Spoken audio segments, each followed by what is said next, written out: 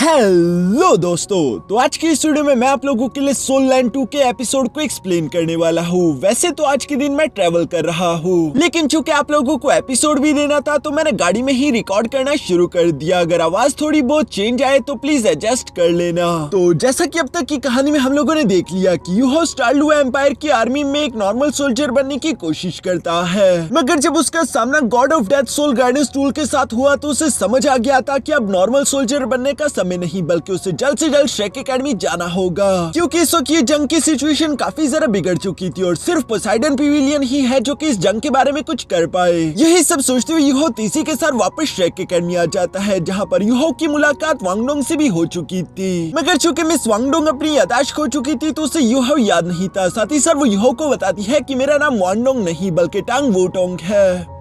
अब आगे तो नेक्स्ट एपिसोड की शुरुआत टांगसेट के डिसाइपल से होती है, जिनकी ट्रेनिंग में जू सेंशी, केटा और ज़्याओज़ेओ उनकी मदद कर रहे थे। तभी अचानक वहाँ पर ज़्याओज़ेओ को यूहाओ आता हुआ दिखाई दे दिया था, जिसे देखकर वो खुश होते हुए कहती है कि देखो ये तो यूहाओ है। जो सुनकर वो सब लोग तीसी से यूहाओ की तरफ बढ़ जाते हैं। यहाँ पर जू सेंशी यूहाओ से कहने लगा कि थैंक गॉड तुम वापस आ गए, क्योंकि पिछली बार जब तुम आए थे तो तुम इतनी ज्यादा जल्दी में थे कि तुमने हमसे हाय हेलो तक नहीं किया था, और उसके बाद से तुम पता नहीं इतने दिनों से कहाँ गायब हो गए। वैसे खुशी की बात यह है कि हम सब लोग ही लेवल 70 में प्रमोट हो चुके हैं। जो सुनकर तो यूहो भी खुश होते उन्हें कांग्रेचुलेशन बोलने लगा। साथ ही सर वो कहता है कि ये तो अच्छी बात है। जो कहते हुए अचानक से यूहो की नजर मिस नैनक्यू पर भी पड़ गई थी और उसे देखते हुए वो हैरान होकर कहता है कि नैनक्यू आखिर तुम यहाँ पर कैसे। जिस पर मिस नैनक्यू जवाब देते हुए कहती है कि पिछली बार तुमने और तुम्हारे टांगसेट ने मेरी और मेरी मॉम की मदद की थी, इसलिए मैं टांगसेट से बहुत ही ज्यादा इंस्पायर्ड हो गई और मैंने टांगसेट को ज्वाइन करने का फैसला कर लिया। जो सुनकर यूहो जवाब देते हुए कहता है कि ये तो अच्छी बात है। तभी अचानक वहाँ पर मिस्टर बीबी भी पीछे की तरफ से आ गया था, जो कि आते साथ ही इन लोगों से कह रहा था कि आज के दिन तो चारों तरफ खुशियां ही खुशियां है। मैं तुम लोगों के पास एक और खुशखबरी भी लेकर आया हूँ, क्या तुम लोग उसके लिए तैयार हो। जो सुनकर ज़्याओज़ेओ हैरान होते हुए कहती है कि क्या इसके अलावा भी क्या कोई खुशखबरी है। अभी बस ज़्याओज़ेओ का ये कहना ही था कि तभी अचानक टांगसेट का दरवाजा ओपन हो जाता है, जिसके दूसरी तरफ हम यहाँ पर मिस टांग वुटोंग को देख पा रहे थे, जो कि पहले से भी जरा हसीन दिखाई दे रही थी। यहाँ पर मिस टांग वुटोंग को देखकर तो उसके दोस्त हैरान होते हुए कहते हैं कि ये तो वांगडोंग है, वो वापस आ गई। ये कहते वो लोग अभी खुश हो ही रहे थे, लेकिन दूसरी तरफ मिस टांग वुटोंग मुंह बनाते हुए कहती है कि मैं वांगडोंग नहीं हूँ। ये सुनकर तो सब लोग ही हैरान हो गए थे, लेकिन यूहो सामने की तरफ आकर उन्हें समझाते हुए बताता है कि इसका नाम है टांग वुटोंग। ये शेक सुपरवाइजरी टीम की एक मेंबर है, जो कि फिलहाल इस ट्रिप में हमारे साथ चलेगी। उम्मीद करता हूँ कि तुम लोग समझ गए होंगे। यहाँ पर यूहो के दोस्तों को समझ आ जाता है कि मिस टांग वुटोंग अपनी यादाश्त को खो चुकी है, इसलिए उसे इनमें से कोई भी याद नहीं, इसलिए वो लोग भी बिल्कुल वैसे ही एक्ट करने लगे। जहाँ पर हम देखते हैं कि मिस यांगनेन पहले ही आगे की तरफ आकर दोबारा से मिस टांग वुटोंग से खुद को इंट्रोड्यूस करवाने लगी, जिसके बाद बारी बारी करके उसके बाकी के दोस्तों ने भी बिल्कुल ऐसे ही करना शुरू कर दिया था। लेकिन मिस नैनक्यू को तो कुछ समझ नहीं आ रहा था। वो हैरान होते हुए कह रही थी कि दोस्तों ये तो वांगडोंग है ना, तो आखिर हम वांगडोंग से ऐसे बात क्यों कर रही है जैसे कि वो कोई और लड़की हो। इसके बाद अब चूंकि यहाँ पर इन लोगों का ग्रुप इकट्ठा हो चुका था, तो यूहो अपने दोस्तों से कह रहा था कि मिशन पर जाने से पहले क्यों न मिस्टर बीबी, जू सेंशी और मिस यांगनेन के लिए सोल रिंग्स हासिल करने के लिए हम लोग स्पिरिट पगोडा टावर जाए। जिस बात से तो किसी को भी इतराज नहीं था। जू सेंशी खुश होते हुए कहता है कि हाँ यूहाओ, तुम ही हमारा स्पिरिट कॉन्ट्रैक्ट भी जनरेट करवाना।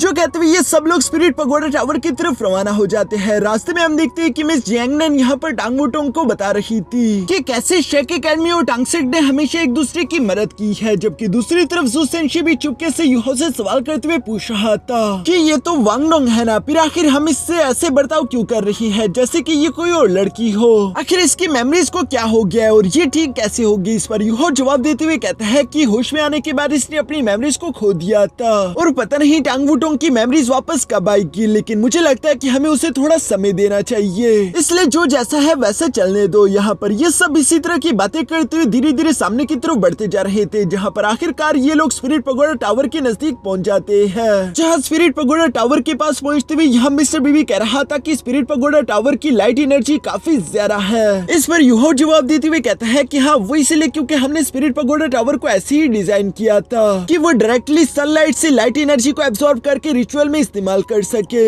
यहाँ यूहो जब अपने दोस्तों को ये सब बता रहा था, दूसरी तरफ यहाँ स्पिरिट पगोडा टावर के मेंबर जैसे यूहो को अपनी तरफ आता हुआ देखते हैं, तो वो खुश होकर फौरन से ग्रीट करते हुए कहते हैं कि वेलकम टावर मास्टर। साथ ही साथ वो लोग खुश होते हुए कह रहे थे कि देखो टावर मास्टर यूहो वापस आ गया है, जिसके साथ ही वो सब लोग तेजी से यूहो के पास आते उसे चारों तरफ से घेर लेते हैं। साथ ही साथ उनके मन में यहाँ पर सोल स्पिरिट को लेकर जितने भी सवाल थे और जितनी भी उनकी प्रॉब्लम्स आ रही थी वो सारे के सारे वो लोग यूहो को बताने लगे, जिनके सोल्यूशंस और साथ ही साथ उनके सवालों के जवाब यूहो दे रहा था। मिस चांग वुटोंग भी दूर से यहाँ पर ये सब होता हुआ देख रही थी और उसे समझ आता है कि यूहो कितना ज्यादा खास है। इसके बाद यूहो वहाँ के गार्डियन से कहता है कि अभी आज के लिए इतना काफी है, मुझे कुछ जरूरी काम पूरे करने हैं, उसके बाद मैं तुम लोगों से डिस्कशन जरूर करूंगा। जो सब कहते हुए यूहो अपने दोस्तों के साथ स्पिरिट पगोडा टावर के अंदर की तरफ रवाना हो गया। रास्ते में चलते हुए मिस चांग वुटोंग यूहो से सवाल करते हुए पूछती है कि आखिर ये सोल स्पिरिट्स क्या है, जिस पर यूहो मिस चांग वुटोंग को बताते हुए कहता है कि जब कोई भी सोल बीस्ट अपनी लाइफ के एंड तक आ जाता है और उसकी जिंदगी खत्म होने वाली होती है तो वो किसी भी सोल मास्टर के साथ एक कॉन्ट्रैक्ट जनरेट कर सकता है, जिससे बेशक उसकी फिजिकल बॉडी तो खत्म हो जाएगी लेकिन उसकी कॉन्शियसनेस हमेशा यहाँ सोल मास्टर की बॉडी में रहेगी, जिस फॉर्म को सोल स्पिरिट फॉर्म कहते हैं। ऐसा करने से उस बीस्ट की जिंदगी तो बढ़ जाती है, इवन की थोड़ी बहुत चांसेस होते हैं कि उस बीस्ट और साथ ही साथ सोल मास्टर को हमेशा हमेशा की इटर्नल लाइफ भी मिल जाए। मगर इटर्नल लाइफ हासिल करने के लिए उस सोल मास्टर को पहले गॉडहुड में जाते हुए गॉड बनना होगा।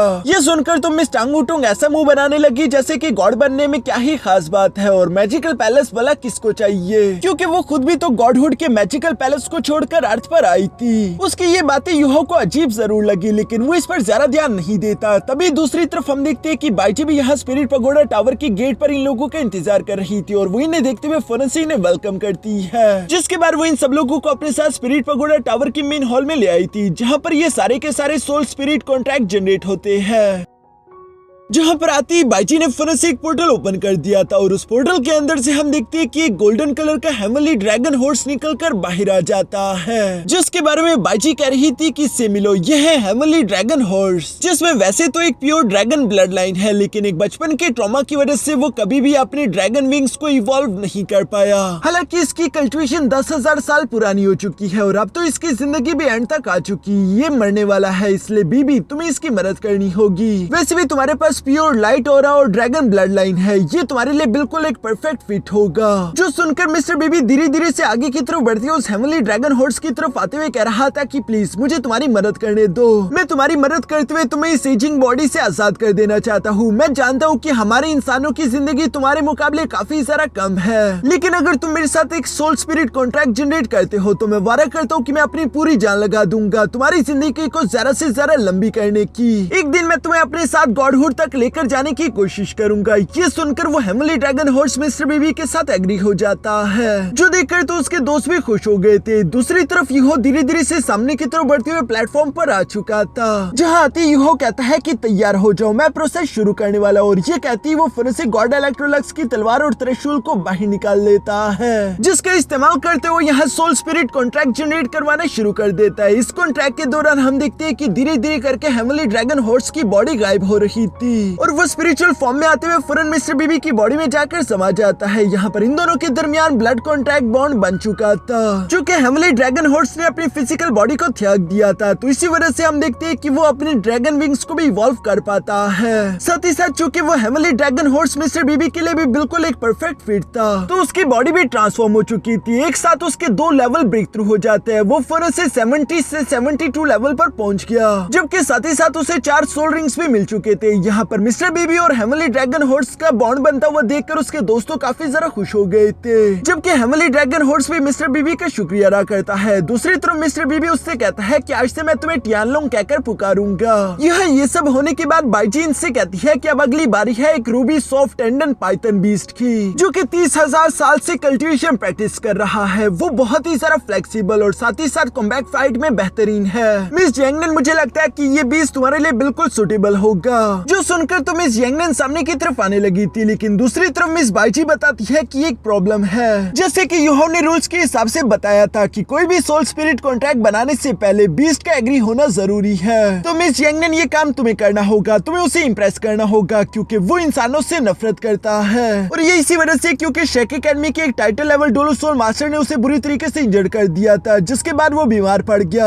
अब उसे इंसान कुछ ज्यादा पसंद नहीं। यहाँ पर हम उसे Ruby soft tendon Python beast को देखते देखते हैं, जो कि जख्मी हालत में इन लोगों के सामने आ गिरा था। मिस जियांगनेन तो उसके लिए काफी बुरा महसूस कर रही थी और वो अफसोस के साथ उसकी तरफ बढ़ने की कोशिश करती है, लेकिन रूबी सॉफ्ट टेंडन बीस्ट ने तो फौरन उस पर ही हमला करते उसे हिट करके पीछे की तरफ दिखेल दिया। ये देखकर जू सेंशी तो मिस जियांगनेन की मदद करने के लिए आगे की तरफ बढ़ना चाहता था, लेकिन मिस्टर बीबी ने उसे वहीं पर रोक दिया क्योंकि ये काम जियांगनेन को अकेले करना होगा। इवन कि मिस बाईजी भी मिस जियांगनेन से कहती है कि अगर तुम चाहो तो तुम विड्रॉ कर सकती हो, लेकिन मिस जियांगनेन हार नहीं मानना चाहती थी और वो कहती है कि कोई भी बीच में इंटरफेयर नहीं करेगा। जो कहती वो दोबारा से Ruby soft tendon Python beast की तरफ धीरे धीरे करके बढ़ने लगी। जो देखकर तो उस पाइथन बीस्ट ने अपने पॉइजनियस ब्रेथ से गुस्से के साथ मिस जियांगनेन पर हमला करना शुरू कर दिया। मगर चूंकि मिस जियांगनेन के पास गोल्डन बॉडी है तो उसे ज्यादा असर नहीं होता, लेकिन वो अभी भी अफसोस के साथ कह रही थी कि मुझे तुम्हारे लिए बुरा फील हो रहा है। मैं जानती हूँ कि हम इंसानों की वजह से तुमने काफी सारा चोट और तकलीफें सही है। बेशक तुम हम इंसानों से नफरत करते हो, लेकिन फिर भी मैं तुम्हारे लिए बुरा फील करूंगी। मैं नहीं चाहती कि हमारे बीच कोई भी नफरत हो। यहाँ पर हम देखते हैं कि वो Ruby soft tendon Python beast तो लगातार मिस जियांगनेन पर हमले करते उसे इंजर्ड कर रहा था, मगर मिस जियांगनेन उस पर हमला करने के बजाय अभी भी हमदर्दी के साथ धीरे धीरे उसी की तरफ बढ़ती जा रही थी। साथ ही वो कह रही थी कि बेशक मैं तुम्हारी फिजिकल बॉडी पर लगे हुए जख्मों को तो ठीक नहीं कर सकी, लेकिन तुम्हारी सोल पर जो इंसानों से नफरत का दाग लग चुका है उससे मिटाने में मैं तुम्हारी मदद कर सकी हूँ। मैं नहीं चाहती कि इंसान और बीस्ट का रिश्ता हमेशा एक दूसरे को मारने का हो। मैं ये सब रोकना चाहती हूँ। ये कहते हुए वो Ruby soft tendon Python beast को टच कर देती है। वो भी थोड़ा सा शांत हो चुका था। साथ ही मिस जियांगनेन कहती है कि एक दूसरे को मारने से कुछ नहीं होगा, बस इससे सिर्फ हम इस दुनिया का बैलेंस बिगाड़ देंगे। हमें इसे रोकना होगा और इस चीज की शुरुआत सबसे पहले मैं करूंगी। मैं जियांगनेन हेवन के सामने कसम खाती हूँ कि आज के बाद से मैं कभी भी किसी सोल बीस्ट का शिकार किसी सोल रिंग को हासिल करने के लिए नहीं करूंगी, नहीं तो बेशक मुझे मौत आ जाए। ये सारी बातें सुनकर तो Ruby soft tendon Python beast भी काफी ज्यादा सरप्राइज हो गया था, क्योंकि उसने किसी इंसान से ऐसी चीज की उम्मीद नहीं की थी। तभी अचानक हम देखते हैं कि जू सेंशी भी सामने की तरफ आते हुए कहता है कि हाँ, मैं भी कसम खाता हूँ कि मैं आज के बाद किसी भी सोल बीस्ट का शिकार उसके सोल रिंग के लिए नहीं करूंगा। इसके बाद हम देखते हैं कि यूहो भी सामने की तरफ आते हुए कहता है कि मैं यूहो भी कसम खाता हूँ कि मैं इंसानों और सोल बीस्ट के दरमियान अमन कायम करने की अपनी पूरी कोशिश करूंगा। मिस्टर बीबी भी सामने की तरफ आते हुए कहता है कि मैं मिस्टर बीबी, जो कि टांग सेट को रिप्रेजेंट करता है, हेवन के सामने कसम खाता हूँ कि हमारे टांग सेट का कोई भी डिसाइपल फ्यूचर में सोल रिंग्स को हासिल करने के लिए किसी बीस्ट का शिकार नहीं करेगा, बल्कि वो उनके साथ सोल स्पिरिट कॉन्ट्रैक्ट ही जनरेट करेंगे, ताकि हम इंसानियत के लिए रोल मॉडल बन सके कि हमें इस रास्ते को अपनाना चाहिए। यहाँ पर इन लोगों के मुंह से ये सारी बातें सुनकर तो वो पाइथन बीस्ट दंग रह गया था, जबकि बाईजी भी ये सब सुनकर मुस्कुराने लगी। पीछे की तरफ से मिस टांग वुटोंग भी ये सब होता हुआ देख रही थी और वो अपने मन में कहती है कि पता नहीं क्यों ये सब लोग जब इस तरह से कस्में खा रहे हैं, ऐसा लगता है कि मुझे भी इनके बीच होना चाहिए। यहाँ पर मिस टांग वुटोंग ये सब सोच रही थी। दूसरी तरफ हम देखते हैं कि बाईजी धीरे से फौरन मिस जियांगनेन के पास आते हुए कहती है कि तुम लोगों का बहुत बहुत शुक्रिया, मैं तुम लोगों के जज्बातों को समझ सकती हूँ। चूँकि यहाँ पर Ruby soft tendon Python beast भी एग्री हो चुका था, इसलिए मिस बाईजी कहती है कि जियांगनेन तैयार हो जाओ ताकि तुम लोगों का सोल स्पिरिट कॉन्ट्रैक्ट जनरेट करवाना शुरू किया जा सके। जो सब सुनते हुए दूसरी तरफ हम देखते हैं कि यूहो ने भी लोगों का सोल स्पिरिट कॉन्ट्रैक्ट जनरेट करवाना शुरू कर दिया, जिस कॉन्ट्रैक्ट के दौरान हम देखते हैं कि वो पाइथन बीस्ट फौरन मिस जियांगनेन को चारों तरफ से कवर कर चुका, जिसकी वजह से मिस जियांगनेन की बॉडी बहुत ही तेजी के साथ चमक रही थी। और जैसे ही यहाँ पर ये सोल स्पिरिट कॉन्ट्रैक्ट कंप्लीट हुआ, मिस जियांगनेन की बॉडी तो पूरी तरीके से ट्रांसफॉर्म हो चुकी थी। उसको 4 ब्लैक कलर की सोल रिंग्स मिल चुकी है, जो देखकर तो उसके दोस्त काफी ज्यादा सरप्राइज हो गए थे। साथ ही हमें मिस जियांगनेन से जानने को मिलता है कि उसके 3 skills Ruby soft tendon Python beast को भी मिल चुके हैं, जिसमें से पहला तो टेलीपोर्टेशन स्किल था, दूसरा था ग्रेविटेशनल कंट्रोल स्किल और तीसरी टेक्निक थी इनविंसिबल बॉडी। ये तीनों technique Ruby soft tendon Python beast को यहाँ पर मिस जियांगनेन से मिल चुकी है। जबकि साथ ही साथ मिस जियांगनेन उस पाइथन बीस्ट को प्यार करते हुए कह रही थी कि फ्यूचर में मैं तुम्हें और भी कई सारे स्किल सिखाऊंगी। यहाँ ये सब देखकर तो जू सेंशी काफी ज्यादा एक्साइटेड हो गया था और वो एक्साइटेड होते हुए कहता है कि अब मेरी बारी, और मुझे पूरा यकीन है कि सबसे ज्यादा जबरदस्त सोल बीस्ट तो मेरा ही होगा। चलो बाईजी, मेरे सोल बीस्ट को यहाँ पर बुलवा लो। जो सुनती हम देखते हैं कि बाईजी ने उसके सोल बीस्ट को धीरे धीरे करके यहाँ पर समन करवाना शुरू कर दिया था। यहाँ पर उस सोल बीस्ट की शैडो देखकर तो मिस जियांगनेन को valley of love and passion की याद आ गई थी, जहाँ पर गॉडेस ऑफ लव ने जू सेंशी से कहा था चूंकि तुमने अपने प्यार पर हार नहीं मानी, तो इसलिए जू सेंशी मैं तुम्हारे फ्यूचर के एक सोल बीस्ट के बारे में तुम्हें हिंट देने वाली हूँ। जिसके बाद सीन शिफ्ट होकर वापस से प्रेजेंट में आ जाता है और हम देखते हैं कि एक जुआनवू गोल्डन टोर्टाइज धीरे धीरे करके यहाँ पर पोर्टल से बाहर की तरफ आ रहा था, जो कि दिखने में काफी ज्यादा स्ट्रॉन्ग लग रहा था। ज़ू सेंशी भी उसे देखकर खुश हो गया, मगर जैसे ही वो टर्टल बाहर की तरफ आया, अचानक से वो बेहोश होकर नीचे की तरफ गिर जाता है। उसकी ऐसी डल सिचुएशन देखकर तो सब लोग ही हैरान हो गए थे। तभी अचानक बाईजी सामने की तरफ आकर यहाँ पर हमें बताती है कि ये है गोल्डन टोर्टाइस बीस्ट, जो कि सिर्फ 30,000 साल कल्टीवेशन कर चुका है। अभी के टाइम पर तो इसे जवान होना चाहिए था, लेकिन पता नहीं कैसे ये बहुत ही सारा तेजी के साथ बूढ़ा और डल हो चुका है। अगर ऐसे ही चलता रहा तो ये वक्त आने से पहले मर जाएगा, इसलिए ज़ू सेंशी तुम्हें इसे एक नई जिंदगी देनी होगी। जिस पर ज़ू सेंशी भी उसकी बात मानते हुए बिल्कुल ऐसे ही करता है। वो सामने की तरफ आकर इस गोल्डन टोर्टाइस के साथ सोल स्पिरिट कॉन्ट्रैक्ट जनरेट करना शुरू कर चुका था, जिस सोल स्पिरिट कॉन्ट्रैक्ट की वजह से हम देखते हैं कि यहाँ पर ज़ू सेंशी की जुआनवू शील्ड अपग्रेड हो जाती है। वो शील्ड पहले से काफी ज्यादा कूल और स्ट्रॉन्ग दिखाई दे रही थी। साथ ही सर हमें देखने को मिलता है कि ज़ू सेंशी की जुआनवू मार्शल सोल भी अपग्रेड हो गई। वो अपने मार्शल सोल जुआनवू के ट्रू फॉर्म को अवेकन करने में सक्सेसफुली कामयाब हो जाता है। यहाँ सब कुछ काफी अच्छे से चल रहा था। इवन की बाजी भी गोल्डन टोर्टाइस से सवाल करते हुए पूछती है कि तुम्हें कोई प्रॉब्लम तो नहीं है, जिस पर गोल्डन टोर्टाइस ने नाम में सर हिला दिया था। मगर यूहो को कुछ अजीब फील हुआ। वो महसूस करता है कि पता नहीं क्यों, लेकिन ये गोल्डन टोर्टाइस कुछ हेजिटेट कर रहा है, जैसे कि वो कुछ छुपा रहा हो। इसलिए वो बाईजी से कहता है कि बाईजी ये soul spirit contract almost complete हो चुका है। आपको स्पिरिट पगोडा टावर में और भी कई सारे काम होंगे, आप ये मुझ पर छोड़कर जा सकती है। जिस पर तुम इस बाईजी भी खुश होते हुए कहती है कि शुक्रिया यूहो मेरी सिचुएशन को समझने के लिए, और ये कहते हुए वो वहाँ से चली गई। मगर पीछे की तरफ मिस्टर बीबी तो समझ गया था। वो यूहो से सवाल करते हुए कहता है कि यूहो आखिर तुमने बाईजी को यहाँ से बेच क्यों दिया? जिस पर यूहो मुस्कुराकर जवाब देते हुए कहता है कि बड़े भाई तुम जल्दी समझ जाओगे। इसके बाद हम दूसरी तरफ ज़ू सेंशी को देखते हैं, जिसका गोल्डन टोर्टाइस के साथ सोल स्पिरिट कॉन्ट्रैक्ट कंप्लीट हो चुका था, और हम देखते हैं कि उसे एक रेड कलर की सोल रिंग मिल चुकी थी, जिसे देखकर तो सब लोग ही शॉक हो गए, क्योंकि ये रेड कलर की सोल रिंग तो 1 लाख साल पुरानी सोल रिंग होती है, जबकि दूसरी तरफ ये बीस्ट तो सिर्फ 30,000 साल पुराना था। इवन की मिस टांगू टंग भी ये देखकर कुछ समझ नहीं पा रही थी कि आखिर यहाँ पर ये सब हो क्या रहा है। दूसरी तरफ हम देखते हैं कि सोल स्पिरिट कॉन्ट्रैक्ट की वजह से वो गोल्डन टोर्टाइस भी ट्रांसफॉर्म होने लगा था। साथ ही साथ ज़ू सेंशी को एक बहुत ही कूल तरह का आर्मर भी मिल जाता है, जो कि उसकी डिफेंस को पहले से भी ज्यादा मजबूत बनाएगा। यहाँ ये सब खत्म होने के बाद मिस यांगनेन तीसरी से ज़ू सेंशी के पास आ गई, जहाँ पर ज़ू सेंशी खुश होते हुए कह रहा था कि मैंने अपने ट्रू मार्शल सोल को अवेकन कर लिया है, अब मुझे कभी भी दोबारा उस अंधेरे में नहीं जाना होगा।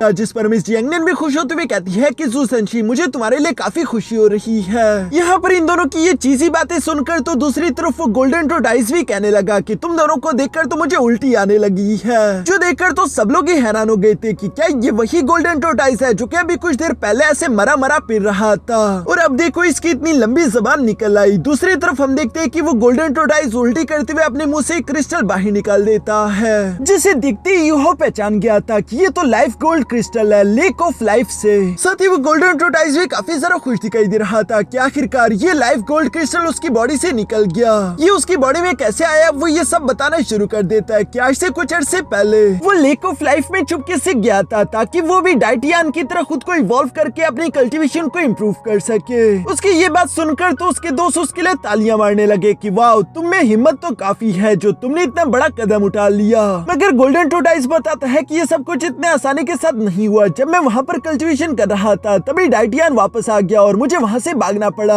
भागते भागते मैंने वहाँ से लाइफ गोल्ड क्रिस्टल भी चुरा लिया था। मुझे लगा था कि शायद इससे मेरी कल्टीवेशन इम्प्रूव होगी, मगर मुझे क्या पता था कि ये मेरी कल्टीवेशन इम्प्रूव करने के साथ साथ मेरी लाइफ एनर्जी को भी कंज्यूम करेगा, और इसी वजह से मैं इतनी तेजी के साथ बूढ़ा हो रहा था। ये तो भला हो ज़ू सेंशी तुम्हारा जो तुमने मेरी जान बचा ली, वरना तो मैं तो मारा जा चुका होता। यहाँ ये सारी बातें सुनकर यूहो को भी समझ आ जाता है कि अच्छा तो इस लाइफ गोल्ड क्रिस्टल की वजह से ये गोल्डन टोर्टाइस 1 लाख साल पुराना सोल बीस्ट इतनी जल्दी बन गया। अब चूंकि गोल्डन टोर्टाइस का सोल स्पिरिट कॉन्ट्रैक्ट तो ज़ू सेंशी के साथ कंप्लीट हो चुका था, तो वो उसकी बॉडी में चला जाता है। पीछे की तरफ रह गया था तो ये लाइफ गोल्ड क्रिस्टल, जिस क्रिस्टल के साथ रिएक्ट करते हुए यहाँ पर यूहो की बॉडी से फौरन उसका लाइफ गार्डियन कार्विंग ब्लेड निकलकर बाहर आ गया, और यहाँ वो उस क्रिस्टल के साथ रिएक्ट करते उसे अपनी बॉडी के साथ मर्ज कर लेता है, जहाँ इन दोनों के मर्जिंग प्रोसेस की वजह से उसकी बॉडी से काफी ज्यादा हाई एनर्जी अनलीश होने लगी। किसी को भी कुछ समझ नहीं आ रहा था कि आखिर ये सब क्या हो रहा है, और यहाँ पर इसी सीन के साथ हमारा ये एपिसोड यहीं पर खत्म हो जाता है।